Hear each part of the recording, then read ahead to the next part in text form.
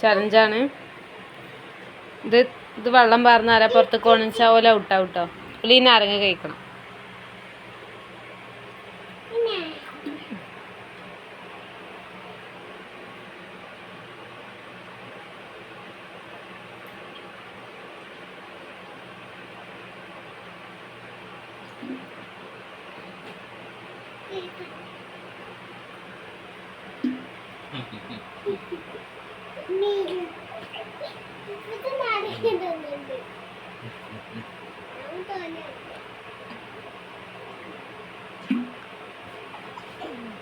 അവിടെ ഇരിക്ക്.